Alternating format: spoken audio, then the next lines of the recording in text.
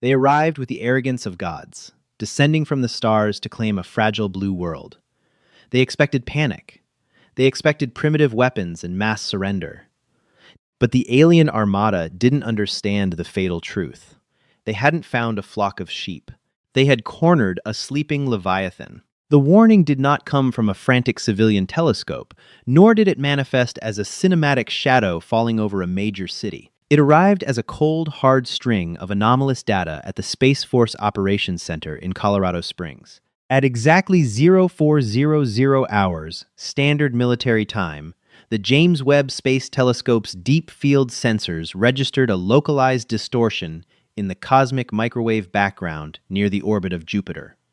Dr. Evelyn Reed, the lead civilian astrophysicist contracted under the Department of Defense, was the first to realize the implication of the data. She sat in the sterile, neon-lit hum of the command bunker, her eyes tracking the telemetry scrolling across her monitors. "Commander," Dr. Reed said, her voice completely devoid of the panic one might expect from the harbinger of the apocalypse. "We have a spatial breach. It's not a comet. It's not a stray asteroid cluster. The mass energy readings are synthetic." Commander Nathan Cross leaned over her console. A veteran of the newly integrated orbital defense initiatives, Cross was a man who operated entirely on logic and contingency plans. He stared at the thermal blooming on the screen. "Velocity? Decelerating from superluminal speeds," Reed replied, her fingers dancing across the mechanical keyboard. "They are utilizing some form of Alcubierre warp dynamic, but it's remarkably inefficient. They're bleeding exotic matter all over the Jovian gravity well." "But, Commander, there are over 400 distinct vessels." Cross didn't flinch. He reached for the red handset that connected directly to the Pentagon's subterranean crisis network. "Initiate Protocol Icarus. Wake the President. And get me the liaisons from Lockheed Martin and SpaceX. If this is a first contact scenario, we need the orbital defense grid primed, and we need the Skunkworks Black projects off the leash." Within 24 hours, the alien armada was in high Earth orbit. To the naked eye, it was a terrifying spectacle. 400 massive cruisers, built of a dark, jagged alloy that swallowed the sunlight, hung ominously over Earth's major population centers. They were the Kalan Concord, an expansionist empire that had spent the last 10,000 years subjugating primitive worlds across the Orion Spur. Aboard the flagship, the Vanguard of Truth, Supreme Fleetmaster Velok stared down at the blue and green sphere, his reptilian eyes narrowed with predatory satisfaction. The planetary scans had come back exactly as expected, a type, zero civilization on the Kardashev scale. They utilized primitive chemical rockets, burned fossil fuels, and possessed a fractured, divided global government. Their energy output was laughably low. They were barely clinging to their own atmosphere. "Fleetmaster," his tactical officer hissed, bowing deeply. "The native communication networks are chaotic. They are broadcasting millions of unencrypted signals. They call themselves humans. Shall we initiate the pacification broadcast?" "Proceed," Velok commanded, his scales rippling with amusement. "Override their primitive satellite networks. Let them see the face of their new masters." Down on Earth, every television screen, every smartphone, every Times Square billboard, and every air traffic control monitor suddenly static washed into darkness. A moment later, the visage of Fleetmaster Velok appeared. His alien features were sharp, intimidating, and cold. A synthesized translation echoed from the speakers of 8 billion devices simultaneously. "Inhabitants of Earth, we are the Kalan Concord. We bring order to the untamed stars. Your world has been evaluated and found lacking. Do not attempt to resist. Your primitive kinetic weapons are useless against our shielding. Surrender your governments, power down your military installations, and submit to the Concord, and you shall be integrated as a labor-class species. You have exactly one planetary rotation to comply. Any resistance will be met with orbital annihilation." The broadcast ended. The screens returned to normal. Velok sat back in his command throne, waiting for the inevitable chaos. On every other world they had conquered, this was the moment the natives turned on themselves. Cities would burn, religious cults would riot, and militaries would launch their pathetic nuclear missiles only to watch them detonate harmlessly against the Kalan deflector shields. But as the hours ticked by, Velok's tactical officer began to look confused. "Fleetmaster," the officer murmured, his claws tapping against the holographic console. The humans. They are not rioting. Explain, Velok growled. Their civilian populations are retreating to subterranean shelters with alarming efficiency, and their militaries, they are not launching their nuclear stockpiles. They are simply waiting. Furthermore, their chaotic broadcast networks have gone completely silent. Velok frowned. Silent? Have they capitulated? No, Fleet Master. They have switched to a unified, heavily encrypted transmission frequency. Our linguists cannot break it. The encryption relies on a quantum entanglement matrix that our computers do not recognize.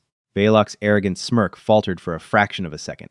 A Type 0 civilization should not possess quantum entanglement communication. Down in the Colorado Springs bunker, Commander Cross was looking at a global holographic map. The Earth was not in chaos. It was locking down. Humanity had spent the last 200 years inventing new and terrifying ways to destroy each other. The idea of an alien invasion wasn't a nightmare. To the military-industrial complex, it was the ultimate unifying contingency. Lockheed confirms the HFY-7 orbital radar systems have full locks on all 400 alien vessels, reported Major William Bradley, the liaison to the defense contractors. Palantir's AI prediction models have mapped their patrol routes, shield frequencies, and engine exhaust ports. They're venting heat like a 19th century steam engine, Commander. Their stealth tech is non-existent. Dr. Reed adjusted her glasses, looking at the thermal scans of the alien ships. Commander, their energy shields are designed to deflect high-yield kinetic impacts and low-tier plasma. They expect us to shoot ICBMs at them. Cross allowed a ghost of a smile to touch his lips. Why would we throw rocks at them, Doctor, when we've been sitting on the directed energy weapons DARPA developed a decade ago? Orders, Commander? Major Bradley asked. Let them fire the first shot, Cross said softly. The moment they violate our atmosphere with hostile intent, we drop the veil. The deadline expired. Aboard the Vanguard of Truth, Fleet Master Velok grew impatient with the eerie silence emanating from the blue planet. It was unnatural. There were no pleas for mercy, no panicked delegations, no desperation, just a cold, calculating stillness. They insult us with their silence, Velok spat, gripping the armrests of his command throne. Target a secondary population center, a military installation, if possible. Demonstrate our power. Let them burn. Targeting a peninsula in their northern hemisphere, the tactical officer replied. A naval installation known as Norfolk, firing primary plasma lance. A blinding beam of superheated plasma erupted from the belly of a Kalan dreadnought positioned over the Atlantic. It streaked down through the atmosphere, a spear of purple fire meant to vaporize concrete, steel, and flesh in a microsecond. But it never touched the ground.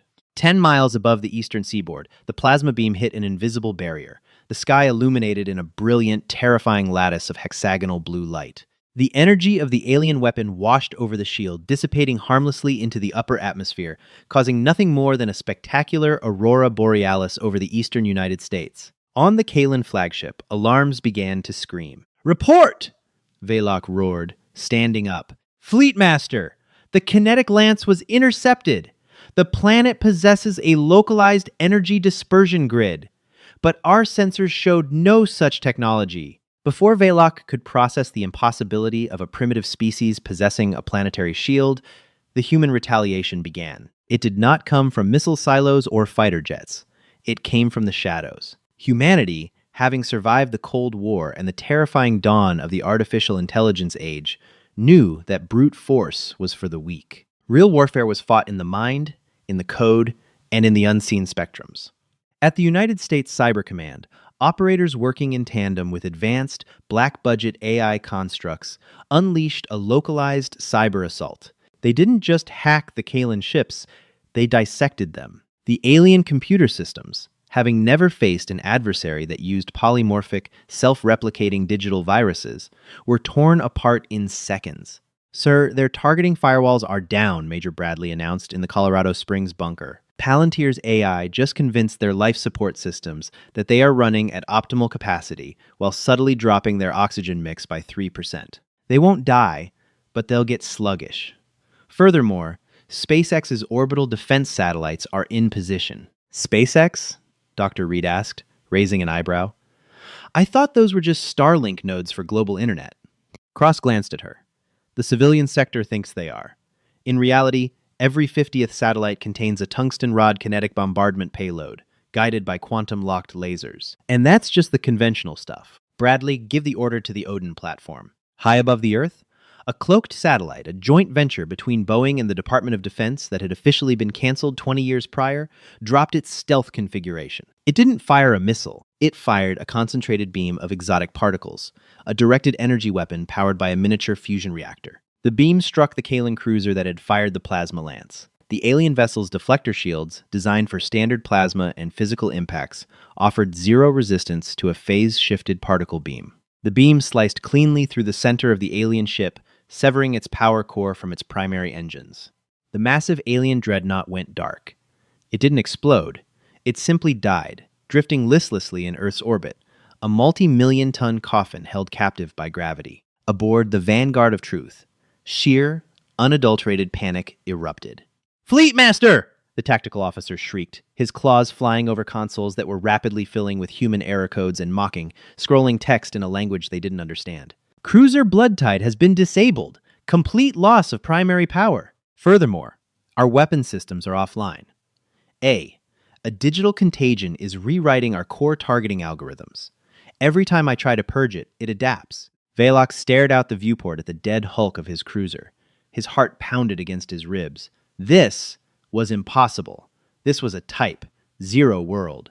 They were apes playing with fire. How did they have phase particle weaponry? How did they have autonomous predatory code? "Reroute manual controls," Velox bellowed. "Launch the fighter swarms. Order the fleet to descend into the atmosphere and level their cities manually. If we cannot shoot from orbit, we will crush them on the ground." But as the Kalan hangar doors opened to release thousands of atmospheric fighter craft, the true horror of the human military-industrial complex was finally revealed. The oceans of Earth began to boil. From the depths of the Pacific, the Atlantic, and the Arctic, massive silhouettes broke the surface. These were not the nuclear submarines known to the public. These were deep-pressure, supercavitation assault carriers, built in secret by a coalition of the world's leading aerospace and defense corporations under the darkest black budgets in human history. From these carriers launched a swarm of autonomous, hypersonic drones. They moved not like mechanical aircraft, but like a flock of predatory birds, guided by a localized hive-mind AI. They broke the sound barrier instantly, tearing upward through the atmosphere to meet the descending alien fighters. The sky above Earth turned into a chaotic, terrifying meat grinder. But it wasn't a battle. It was a slaughter. The human drones were faster, smaller, and pulled gravitational maneuvers that would have turned an organic pilot into soup. They danced through the Kalan fighter formations, utilizing hyperfrequency sonic blasts and localized EMP bursts that short-circuited the alien engines. Kalan fighters dropped from the sky like dead insects, crashing into the oceans and uninhabited deserts, purposefully herded away from population centers by the human AI. "Commander," Major Bradley said, his voice carrying a note of quiet awe. "The alien fighter screen has been neutralized. Total engagement time, 4 minutes and 20 seconds. Human casualties, 0. Cross crossed his arms over his chest. "Let's remind them whose house they broke into. Connect me to the alien flagship. Audio only. Let's not give them the satisfaction of seeing us sweat." The bridge of the Vanguard of Truth smelled of ozone, burnt wiring, and the distinct pheromones of reptilian terror. Velox stood immobilized, his mind failing to grasp the tactical data. In less than an hour, his invincible armada had been humiliated. One cruiser was dead in space, their fighter screens were annihilated, and their ship's internal networks were fighting a losing war against a human digital entity that seemed to be playing with them. Suddenly, the bridge's main holographic projector flickered. The tactical data vanished, replaced by a single, steady audio waveform. A calm, deep voice echoed through the bridge, translated perfectly into the Kalan native tongue. "This is Commander Nathan Cross of the United Earth Defense Council. To the commander of the hostile fleet, your weapons are offline. Your navigation computers are locked. You are currently trapped in Earth's orbit. If you attempt to initiate your warp drives, our orbital railguns will shatter your engines, and you will burn up in our atmosphere. Stand down." Velox bared his fangs, his pride warring with his survival instinct. "You are primitives," he screamed at the audio waveform. "Our scans, our deep space telemetry. You burn fossil fuels. You use chemical rockets. You are a fragmented, warring species. A low, dry chuckle echoed from the speakers. It was a terrifying sound.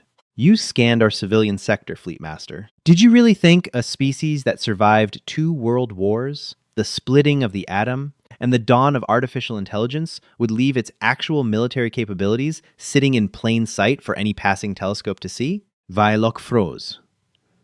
Civilian sector? We learned a long time ago that the universe is a dark forest, Cross continued, his voice devoid of malice, carrying only the cold, hard weight of a predator, explaining the rules of the jungle. We didn't know what was out there. So, we intentionally throttled our planetary energy signature. We kept burning oil and launching loud, slow rockets to make ourselves look harmless. Why broadcast our technological ascension when we could hide it? We've possessed zero-point energy and gravity manipulation for 50 years, Fleetmaster. We kept it hidden, building our real fleet in the shadow of the moon, out of the line of sight of the galactic plane. Vailok felt a cold dread pool in his stomach. A decoy planet. The humans had turned their entire civilization into a camouflage net. Who are you? Vailok whispered. We are humanity. And you just gave us the one thing we were missing. And what is that? A unified target. In the Colorado Springs bunker, Cross muted the microphone. He looked at Dr. Reed and Major Bradley. Are the captured drives secure? Dr. Reed nodded, her eyes wide with adrenaline. Yes, Commander. The boarding teams from the orbital drop pods have successfully secured the engine room of the disabled cruiser. We have their Alcubierre tech. Our engineers at Lockheed and DARPA are already reverse engineering the schematics.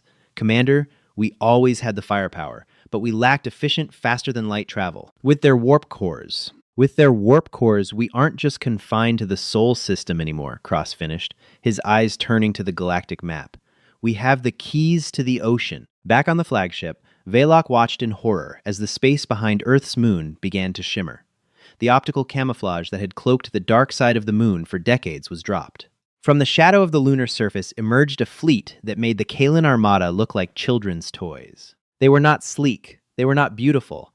They were brutalist nightmares of human engineering, constructed from depleted uranium, advanced carbon nanotubes, and scavenged asteroid metal. Massive dreadnoughts bristling with railguns the size of skyscrapers and phase particle cannons that glowed with contained starfire. The lead human ship, the Archangel, eclipsed Vailok's flagship in size by a factor of 3. It didn't just move through space. It seemed to command it, gravity bending around its massive hull as it glided into position, boxing in the Kalan fleet. Fleetmaster, the tactical officer, wept. They are locking onto every ship in our fleet. They aren't just aiming at us. They are calculating our warp trajectories. They are downloading our star charts. Vailok collapsed into his command throne. The Kalan Concord had subjugated hundreds of worlds because they struck first, relying on overwhelming technological superiority. But they had grown complacent. They had never known total war. They had never faced a species that had evolved through constant, brutal, industrialized conflict. A species that had perfected the art of destruction before they even touched the stars. The humans hadn't just survived their violent history, they had weaponized it. The radio crackled again. Cross's voice returned, colder this time. Fleetmaster Vailok, you have 30 seconds to transmit an unconditional surrender and transfer command codes for all remaining vessels to our AI network. If you refuse, we will not just destroy your fleet. We will use your star charts, we will find the Kalan Concord, and we will demonstrate what a real planetary siege looks like. Vailok looked around his bridge. His crew was broken, terrified, completely defeated without a single human soldier having to fire a rifle. He looked at the massive, looming hull of the Archangel outside his viewport. With a trembling claw, he reached for the command console. We surrender, Vailok whispered, the words tasting like ash in his mouth. Excellent, Cross replied. Welcome to Earth. The interrogation room, buried 70 stories beneath the Rocky Mountains, was not designed for comfort.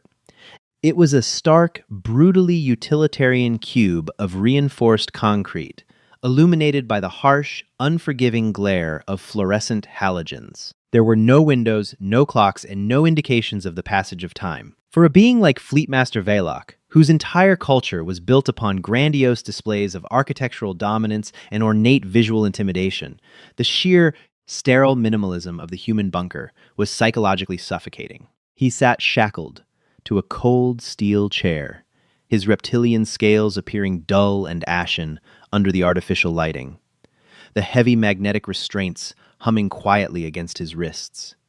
Commander Nathan Cross sat directly across from him. The human did not wear an elaborate military uniform adorned with medals, nor did he carry any ceremonial weapons. He wore a simple, unbranded black tactical sweater and dark trousers. To Velok, this lack of adornment was deeply unsettling. The human exuded a quiet, terrifying confidence, the aura of an apex predator that did not need to puff up its chest to prove its dominance. Your internal ship schematics were surprisingly easy to decipher, Cross began, his voice flat, devoid of anger or triumph. He tossed a thick, physical dossier onto the metal table. The primitive nature of paper shocked Velok. Our engineers at Northrop Grumman and Lockheed Martin have spent the last 48 hours dissecting the disabled cruiser. Dr. Robert Hughes, our chief propulsion contractor, was actually disappointed. He expected a marvel of engineering. Instead, he found a propulsion system that is remarkably primitive, attached to an Alcubierre warp drive that leaks lethal cosmic radiation into its own engineering bays. Your people possess faster-than-light capabilities, yet you power it with inefficient, heavy-element fusion reactors. Velok bared his jagged teeth, a low hiss escaping his throat. You mock the Kalen Concord, primate. You sit on a rock orbiting a yellow dwarf star, playing with stolen fire, while we have ruled the Orion Spur for 10 millennia. Ruled. Cross-corrected smoothly, leaning forward. Past tense. Palantir's deep learning algorithms cracked your encrypted tactical databanks 3 hours ago, Fleetmaster. We translated your star charts, your military manifests, and more importantly, your internal fleet communications. We noticed a very curious discrepancy in your logistical data. Velok's eyes narrowed. His breathing grew shallow. Your artificial intelligences are abominations. They possess no soul, no honor. They possess efficiency, Cross countered, tapping the thick paper folder. And they noticed that your armada, 400 of your most heavily armed dreadnoughts, was not traveling with the logistical supply chains typical of an expansionist invasion force. You brought your civilian breeding castes. You brought your seed banks. You brought historical archives and cultural monuments packed into your cargo holds. This wasn't an invasion, Velok. This was a mass exodus. The silence in the room stretched until it felt heavier than gravity. Vielic stared at the metal table, the arrogant fire that had burned in his eyes during his initial broadcast completely extinguished. He looked suddenly old, broken, and impossibly tired. You weren't coming here to enslave us, Cross continued softly, his piercing gaze locking onto the alien. You were coming here to hide. You found a planet that looked primitive from afar, a rock that emitted low energy signatures, and you thought you could easily exterminate the indigenous wildlife and claim it as a fortress. You are running from something. Velok closed his eyes. When he spoke, his voice was a hollow rasp, stripped of all bravado. You humans think you are so clever. You think your hidden fleets and your zero-point energy make you gods. You know nothing of the true dark. The galaxy is not a battlefield, Commander.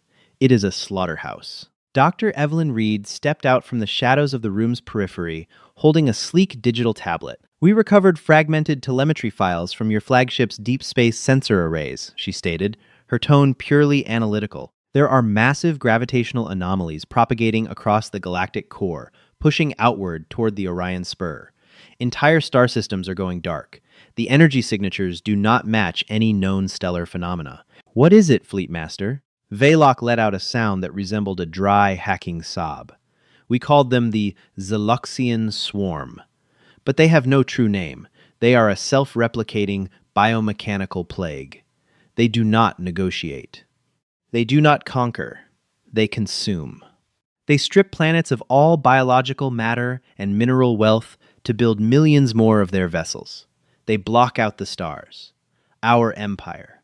Our glorious 10,000-year Concord. It was turned to ash in less than 5 standard cycles. We deployed our greatest weapons, our planetary defense grids, our plasma lances. They absorbed it all. The fleet sitting in your orbit is all that remains of my species. We came to this primitive edge of the galaxy hoping the swarm would ignore it. Cross absorbed the information without a flinch. The revelation that the universe contained a cosmic apex predator would have shattered the psyche of a lesser species. But humanity had spent its entire existence looking up at the dark sky with a healthy mix of wonder and extreme paranoia. This was exactly why the Black Projects existed. This was exactly why they had hidden their technological ascension. "They are tracking your warp signatures, aren't they?" Major William Bradley asked, stepping into the light beside Dr. Reed. His face was grim. "Yes," Vaylock whispered. "They hunt the subspace wakes left by our FTL drives. They are coming. By my calculations, they will arrive in your solar system within 18 of your Earth months. You have doomed yourselves by disabling our fleet. You should have let us take this world. At least, we would have died fighting on the surface." Cross stood up slowly, adjusting the cuffs of his sweater. He looked down at the defeated alien commander, not with pity, but with a cold, calculating determination that chilled Vaylock to his core. "Fleetmaster, you made a fundamental miscalculation about human psychology," Cross said quietly. "You thought we hid because we were weak. We hid because we knew we hadn't finished building our arsenal yet. You brought us faster-than-light drives. You brought us the blueprints of your enemies. You just gave the most militarized, stubborn, and violently inventive species in the universe the exact tools they need to break the food chain." Cross turned toward Dr. Reed. "Doctor, contact the Joint Chiefs. Tell the executives at General Dynamics, Boeing, and Raytheon to clear their schedules indefinitely. We are lifting the veil entirely. I want the lunar shipyards operating at 400% capacity. Integrate their Alcubierre technology into our zero-point reactor designs. We have 18 months to turn the Sol system into a meat grinder." As Cross walked toward the heavy steel door, Vaylock called out desperately, "You cannot defeat them. They are a force of nature. They will extinguish your sun." Cross paused in the doorway, glancing back over his shoulder. "We've survived our own nature for millennia, Vaylock. Let's see how they handle ours." 18 months later, the Sol system had fundamentally transformed. It was no longer a quiet, unassuming collection of planets orbiting a yellow star. Instead, it was a fortress of unfathomable lethality. The human military-industrial complex, unchained from the tedious need for secrecy and completely fueled by the existential threat of total annihilation, had achieved a century of technological advancement in less than 2 short years. The captured Kalan vessels had been stripped down to their quantum bolts and rigorously reverse-engineered. Their inefficient fusion drives were immediately discarded, replaced by human zero-point energy siphons that drew seemingly limitless power directly from the quantum vacuum of space. High above Earth, the orbital defense grid was no longer a collection of hidden satellites. It was a visible, shimmering halo of heavily armored battle stations. The Archangel, the massive dreadnought that had humbled the Kalan fleet, now proudly served as the flagship of the newly formed Terran Armada, leading a fleet of over 2,000 heavily modified, warp-capable warships. On the bustling bridge of the Archangel, Commander Nathan Cross stood with his hands firmly clasped behind his back, silently watching the tactical holograms project the outer edges of the solar system. Beside him stood Dr. Evelyn Reed and Major William Bradley, both looking resolute. In the back of the massive bridge, allowed to witness the glorious culmination of human defiance, stood Fleetmaster Vaylock, heavily guarded by 2 Marines but no longer bound in chains. The alien watched the screens with a profound sense of looming dread. Deep space telemetry arrays, positioned near Pluto, are suddenly registering massive gravitational shear, Major Bradley reported loudly, his voice tight but completely professional. "It is them, Commander." Spacetime is rapidly warping across a localized front over 3 million miles wide. They are not merely dropping out of warp like normal vessels. They are forcefully tearing a colossal hole directly into our real space. Cross did not flinch at the terrifying news. "Show me the visual feed," Cross ordered calmly. The massive main view screen immediately shifted from a sterile digital rendering to a direct optical feed transmitted from the outer system reconnaissance drones. The dark canvas of space itself seemed to literally bleed, rippling with bruised, unnatural colors of deep purple and sickly black before violently shattering like fragile glass. Out of the cosmic wound poured the terrifying Xyloxian swarm, an endless nightmare. Vaylock openly gasped, stumbling backward heavily against the cold metal bulkhead. The high-definition optical feed revealed an absolute nightmare. It was not a conventional military fleet. It was a hungry infestation. Millions upon millions of biomechanical leviathans, twisting and writhing like blind deep-sea predators, their organic hulls pulsing rhythmically with bioluminescent veins of toxic green fluid.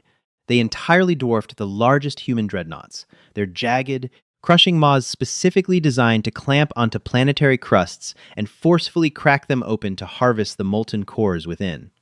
The sheer, incomprehensible mass of the invading swarm immediately began to noticeably distort the gravitational orbit of the distant ice giant Neptune.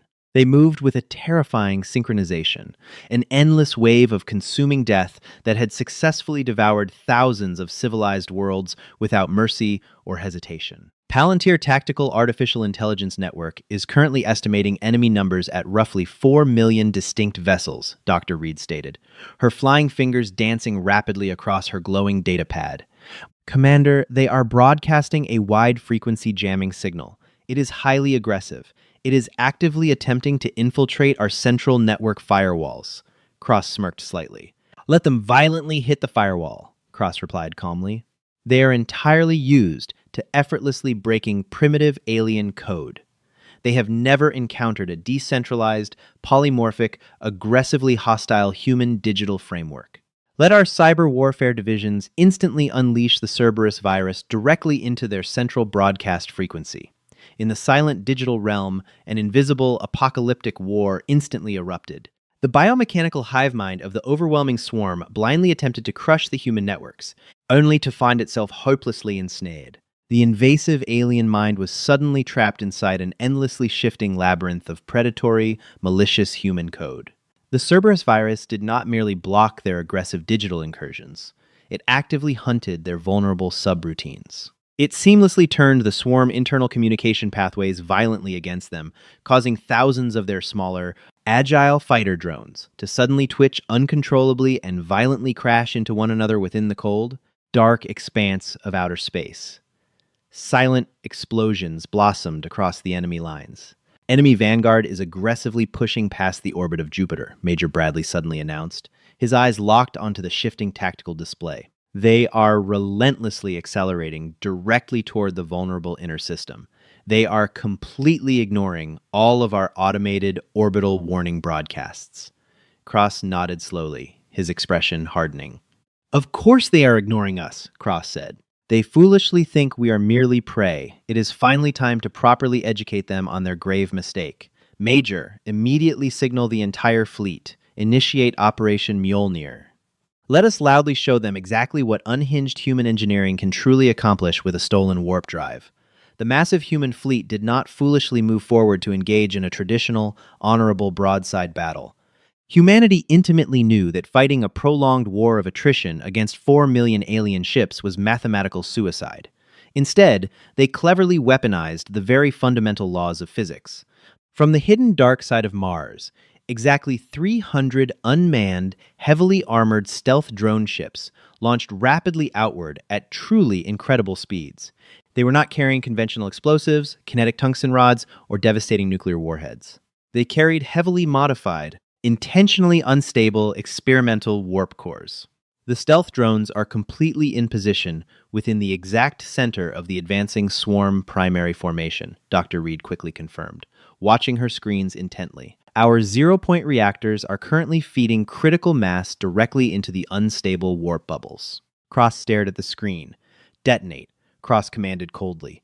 The stealth drone ships did not spectacularly explode in a massive flash of traditional fire. Instead, they simply vanished, instantly collapsing their respective active warp bubbles.